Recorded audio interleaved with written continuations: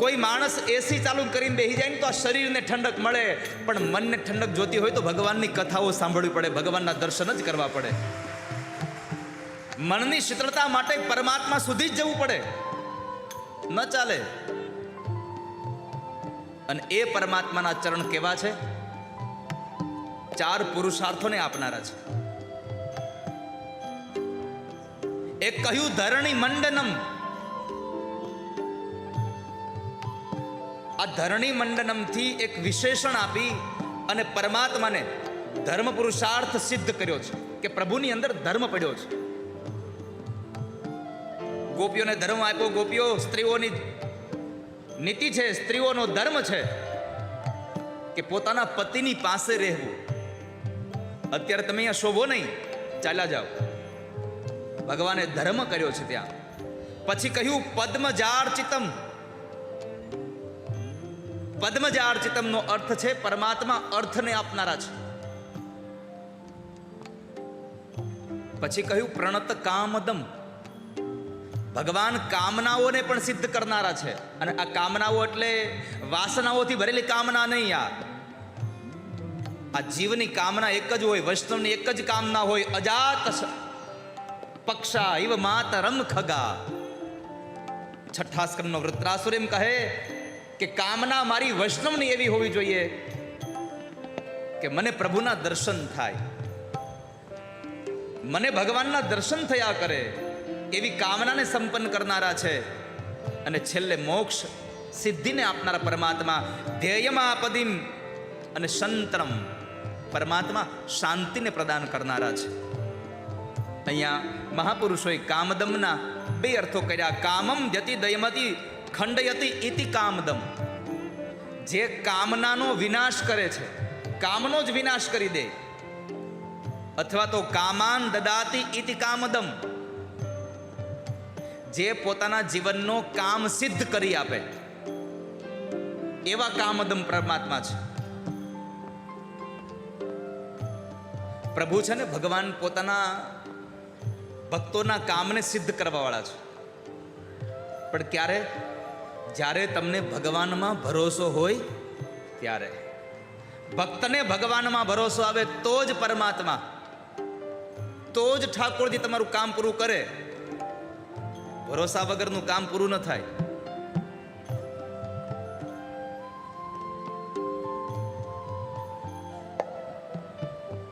તમને ભરોસો હોવો જોઈએ ભગવાનમાં. અને પરમાત્મા જેને ભરોસા સાથે પરમાત્માને જેને ભજ્યા છે એને પ્રભુએ કામ સિદ્ધ કર્યા છે. વૃંદાવનમાં એક મહાત્માજી હતા. સાધુ હતા. પણ એ સાધુ એને મંડળીમાં બેઠા હોય છતાં એ સાધુને કોઈ સાધુ કઈ ન બોલાવે, જજ સાહેબ કઈ બોલાવે. સંતોની મંડળી આમ ભરી હોય, એની સભા ભરાણી હોય, અને એ આવતા હોય તો બધા કે જો જજ સાહેબ આવ્યા છે, જજ સાહેબ આવ્યા છે.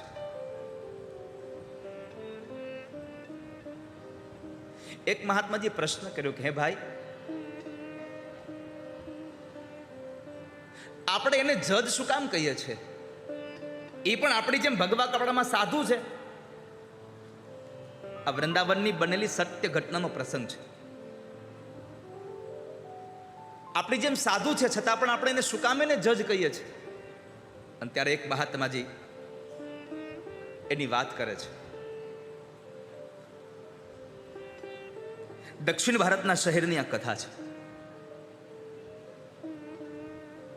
અને દક્ષિણ ભારતમાં એકવાર એક કેવટ હતો, સ્વભાવનો સરળ. એને કોઈ કાંઈ માણસ પૂછે ને કે હે ભાઈ, તારે કામ ધંધાનું કેવું ચાલે છે? એની સ્થિતિ જોઈને કોઈ પૂછે કે તારો કામ ધંધાનું કેવું ચાલે છે, એટલે જવાબ આપે રઘુનાથજી જાણે. કોઈ પૂછે તારા દીકરાના સગપણનું કાંઈ વ્યવહારનું કાંઈ જોવાનું, રઘુનાથજી જાણે. નામ હતું ભોલો, અને સ્વભાવેમાં એ ભોલો. જરાય આડંબર નહીં. એક દીકરો હતો અને 2 દીકરીઓ હતી.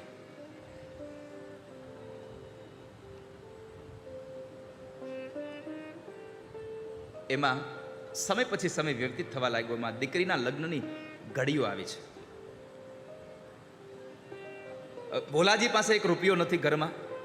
દીકરીનો કરિયાવર કરવાનો, દીકરીને સાસરે મોકલવાની, હવે ખર્ચો તો જોઈએ જ. અને દીકરીના બાપને ગમે તેવી સ્થિતિ હોય, કોઈકની પાસે પોતાના માથાની પાઘડી ઉતારીને પણ, હાથ જોડીને પણ દીકરીનો બાપ કહેતો, એક ભાઈ,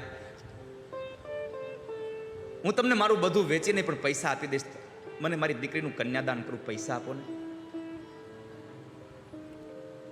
એક વાત યાદ રાખજો વાલા ભક્તો, આ દુનિયામાં દાન દેવું કઈ અઘરું નથી. લોકો કહે છે કે કમાવો તો ખબર પડે કેમ કમાવાય છે. આ દુનિયામાં જેટલો પૈસો કમાવો અઘરો નથી ને એના કરતા વધારે અઘરો છે પૈસો વાપરવો. કમાયેલો પૈસો વાપરવો બહુ અઘરો છે. એટલે આપણે કોઈ કહેતા હોય, સંતો જ્યારે આવી પ્રેરણા કરતા હોય તો કે હવે આપણે કેમ કમાઈ અમને ખબર છે, દાન કેમ દેવાય, એમ કેટલું અઘરું છે. પણ મારે તમને એક વાત એ કહેવી છે, પૈસો જેટલો કમાવો અઘરો છે એના કરતાં વાપરવો અઘરો છે. પણ આ બધાય કરતાં અઘરું હોય તો કોકની પાસે હાથ લાંબો કરવો એ બહુ અઘરો છે. હાથ લાંબો કરવો એ અઘરો છે, પણ હાથ લાંબો કર્યા પછી ખાલો હાથ જ્યારે પાછો આવે ને ત્યારે એ મર્યા જેવો હાથ થઈ જાય છે.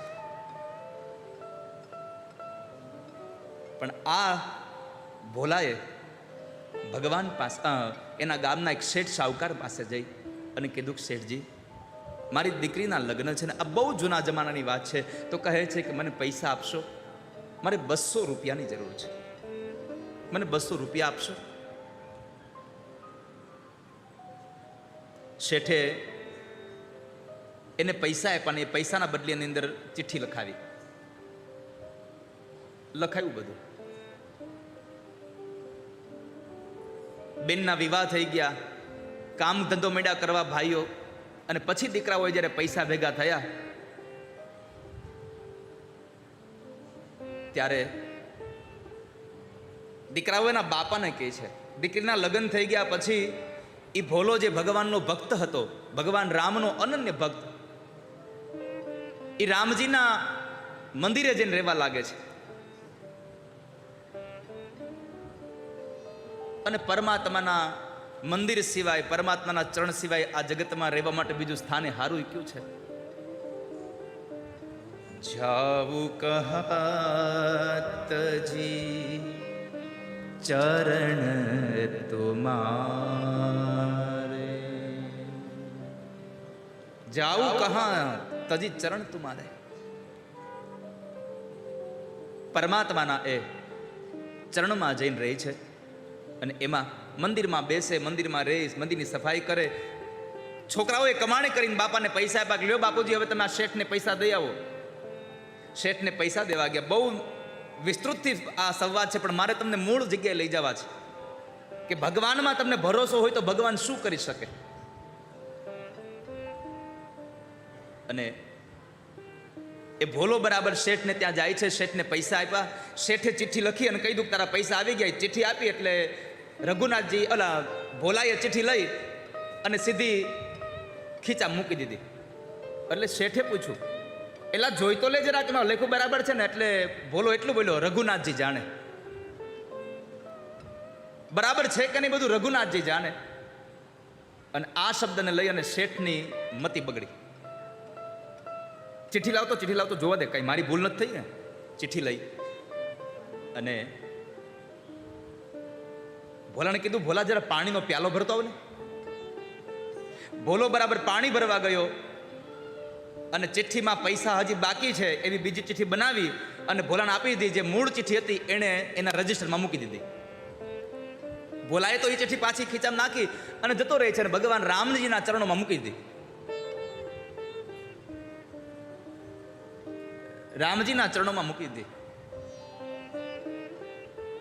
અને રામજીના ચરણોમાં ચિઠ્ઠી રાખી અને પોતે તો પોતાના કામમાં લાગી ગયો. શેઠે બીજી વખત ઉઘરાણી કરી ભોલાજી કહે છે કે શેઠ મેં તમને પૈસા આપી દીધા છે. અરે આ બાકીના પૈસા મારી પાસે ચિઠ્ઠી રહી હતી. અને કોર્ટમાંથી વોરંટ નીકળ્યું રઘુનાથજીના નામનું.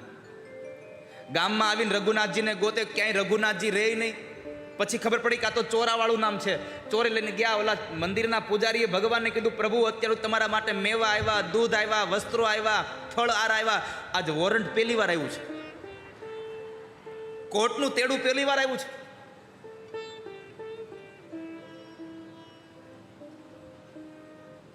કોર્ટના તેડા પહેલી વાર આવ્યા. પણ તમને સંક્ષિપ્તમાં કહું તો એટલું જ કે જ્યારે રઘુનાથજીને બોલાવે છે સાબિતી આપવા માટે, જ્યારે તારીખમાં ભોલો હાજર છે, કઠોરીમાં ઊભો છે અને પૂછું તારા સાક્ષી ક્યાં છે, તો કે અહીંયા ક્યાંક હશે, અહીંયા જ ક્યાંક હશે, બોલાવો એમને. જજ સાહેબે ફરમાન આપ્યું અને બાર દરવાજા ઉપર ઉભેલો ચપરાસી બોલ્યો છે, રઘુનાથજી હાજર હો. એક વાર, બે વાર ને 3 વાર અવાજ કર્યો. 75 વર્ષની ઉંમરના એ દાદાના રૂપની અંદર ભગવાન રઘુનાથજી પોતે સાક્ષી પૂરવા આવ્યા છે. દક્ષિણ ભારતમાં બનેલો સત્ય ઘટનાનો પ્રસંગ છે.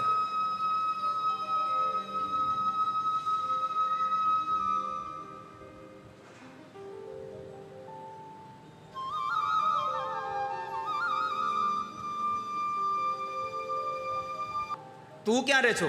જ્યાં રઘુનાથજી રહે છે. તમે બે ક્યાં રહ્યો છો? ગામના ચોરે. આ રઘુનાથજી કોણ? ચોરાવાળા એ રઘુનાથજી છે ને હું ત્યાં રહું છું. તું ભગવાનની વાત કરે છે? હા, તો તમે ન ઓળખા? એ રઘુનાથજી બીજું કોઈ નહીં, મારા સ્વયં પ્રભુ પોતે હતા. જજની આંખમાંથી અશ્રુ પડે છે. બાજુમાં બહુ બધા અધિકારીઓ ઊભા હતા. એમણે કહ્યું, સાહેબ કોઈ દિન તમે આજે રડો છો કેમ?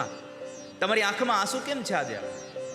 અને ત્યારે દક્ષિણ ભારતની કોર્ટના જજ એટલું બોલ્યા હતા કે બની બેઠેલો જજ ખુરશી ઉપર બેઠો રહ્યો અને જગતનો જજ મારી સામે ઊભો તો ઓળખી ન શક્યો એને. હું